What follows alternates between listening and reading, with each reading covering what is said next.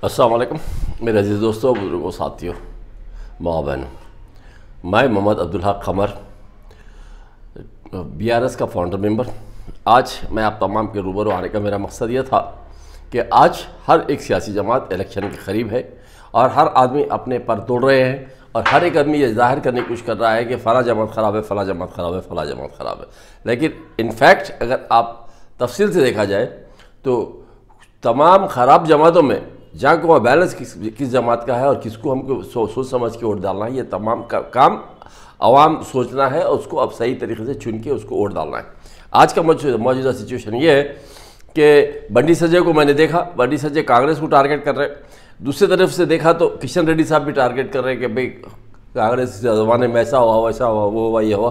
खैर ठीक है, हर एक आदमी अपने अपने तरीके से ये कर रहा है। लेकिन बीजेपी का तो सबसे बड़ा टारगेट तो ये है कि हिंदू और मुसलमान करना और यानी कि पोलराइजेशन लाना और एक्सप्लॉइट करना और मुसलमानों के वोटों को किस तरीके से रद्दी में डालना और अपने आप को हासिल करना वोट को, हिंदुओं के वोटों को। इस तरीके से ये लोगों की चाल है। अब वही तरीके से चाल BRS की हालत फिर चल रही है कि BRS ये बता रही है कि कांग्रेस ऐसा करिए, वैसा करिए। लेकिन मैं ये बात बोलूँगा, क्या BRS कभी मुसलमानों के लिए जो वादे किए थे किए? आज 9 साल के बाद उनको फिर दोबारा ये बात याद आई कि जुडिशरी पावर की बात याद आई। हुसैन शाह वली की दरगाह गवर्नमेंट के नाम से हुसैन शाह वली की 1 लाख करोड़ की जायदाद खा लिए। अब आज जाहिर कर रहे कि हुसैन शाह वली की जो दरगाह है वो हम इसके हल्के से जो खुली ज़मीन है वो उसको आप वापस कर देंगे। अरे किसकी ज़मीन आप लिए क्या समझ के थे और फिर वापस किसको करने वाले हैं आप?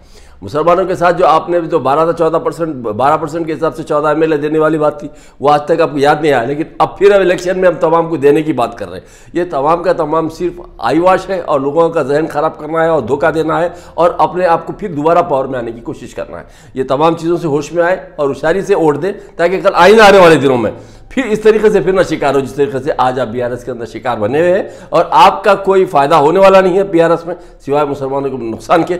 और आज तक मुसलमानों को नुकसान करने में ये दोनों जमातें बराबर के शामिल हैं। मुसलमानों को मस्जिद इत्तेहादुल मुस्लिमीन और BRS दोनों मिलकर मुश्तरका तौर पर औक़ाफ़ की जायदादों का नुकसान करने में सबसे ज़्यादा जिम्मेदार है।